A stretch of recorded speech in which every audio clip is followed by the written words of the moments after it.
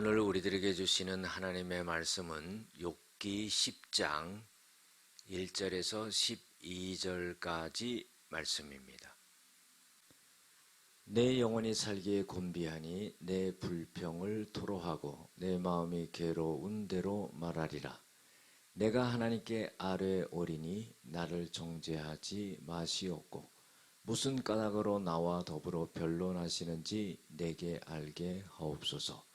주께서 주의 손으로 지으신 것을 학대하시며 멸시하시고 악인의 꾀에 빛을 비추시기를 선히 여기시나이까.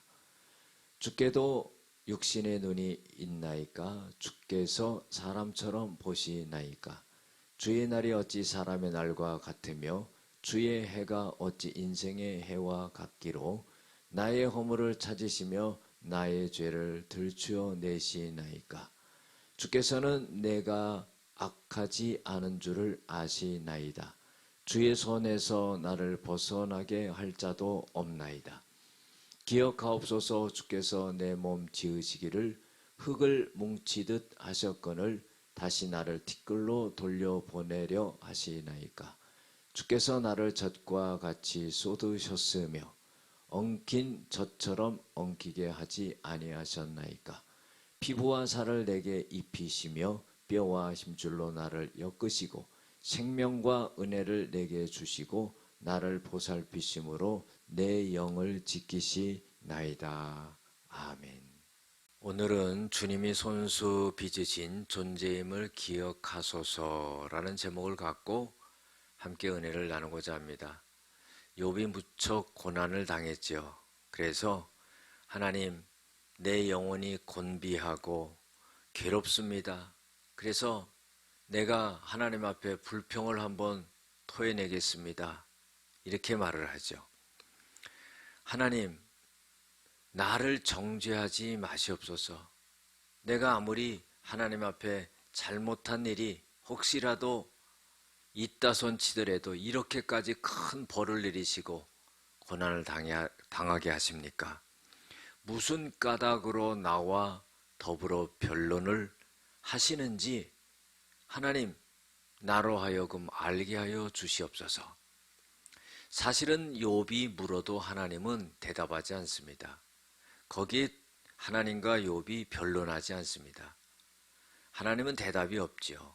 그런데 욥 스스로가 하나님께 묻고 하나님은 이렇게 대답하실 것이다, 생각하실 것이다 하면서 자기 나름대로 하나님과 변론한다고 그렇게 생각하면서 하나님, 나로 하여금 무엇 때문에 이렇게 나랑 실갱이를 하는지 하나님 알게 하여 주시옵소서. 그런 거예요.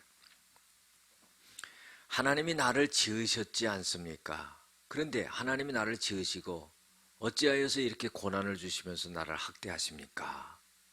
악인의 꾀에 빛을 비추시기를 선히 여기시나이까.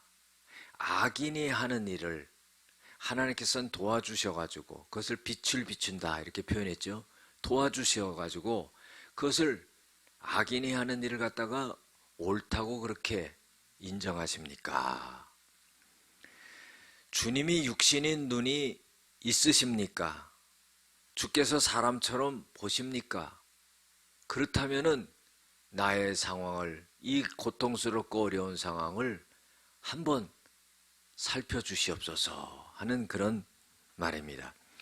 5절에 보면 주의 날이 어찌 사람의 날과 같으며 주의 해가 어찌 인생의 해와 같기로. 이것은 하나님의 년수와 하나님의 날이 사람과 다르다는 거예요. 즉 다시 말해서 하나님은 1000년이 하루 같고 하루가 1000년 같다고 그랬거든요. 근데 하나님의 시간에 비해서 우리 인간의 시간은 극히 짧은데 극히 짧은 이 인생을 살아가는 나에게 왜 그렇게 고통을 주십니까? 그런 거예요. 6절에 보면 나의 허물을 찾으시면 나의 죄를 들춰내시나이까. 정말로 짧은 인생을 살아가는데 그 순간과 같은 그런 인생 속에서 내 죄를 하나님이 들춰내가지고 이렇게 괴로움을 당하게 하십니까? 하는 거예요. 7절에 보면은요, 주께서는 내가 악하지 않은 줄을 아시나이다. 여러분들, 하나님이 자신을 볼 때 자신이 죄를 짓지 않고 악하지 않다는 것을 하나님이 아시지 않습니까? 주의 손에서 나를 벗어나게 할 자도 없나이다 그랬어요. 나는 죄를 짓지 않고 악을 행하지 않았지만은 하나님께서 나에게 이렇게 괴로움을 주시는데, 그렇다고 해서 주님의 손에서 나를 벗어나게 할 자도 없습니다. 왜냐하면은 하나님은요, 주권자이시기 때문에 하나님이 하시는 일에 대해서 그 어떤 누구도 관여하거나 상관해서 하나님의 뜻을 돌이킬 수 없다는 겁니다. 그러니까 죄는 짓지 않았지만은 하나님으로부터 이 고난을 당하는데 내가 지금 피할 길이 없습니다. 그렇기 때문에 하나님, 나에게 긍휼을 베풀어 주세요. 이런 의미죠. 8절에 보면 주의 손으로 나를 빚으셨으며 만드셨는데 이제 나를 멸하시나이다. 하나님이 나를 만드시고 하나님이 이렇게 나를 멸해보려고 하십니까? 하는 거예요. 그렇다면은 왜 나를 지으셔서 고통스럽게 하십니까? 이런 질문을 하는 거죠.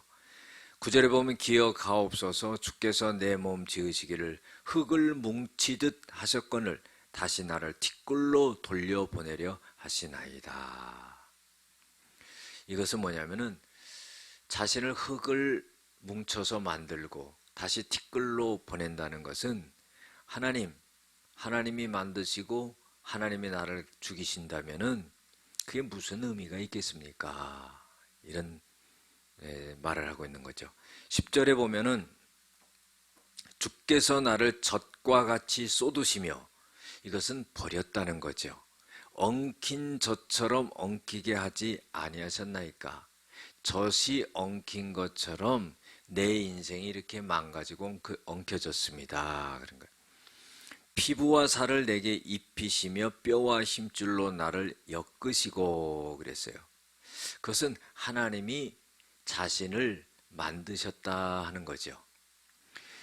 12절에 생명과 은혜를 내게 주시고 나를 보살피심으로 내 영을 지키셨나이다. 이것은 육신의 생명과 은혜를 하나님이 주셨는데 또 나의 영을 지켜주셨는데, 왜 이렇게 하나님이 나를 만드시고 내 육신과 영을 지켜주시고 은혜를 베풀어 주셨는데 왜 이렇게 나를 버린 것처럼 대합니까? 이렇게 질문하는 거예요.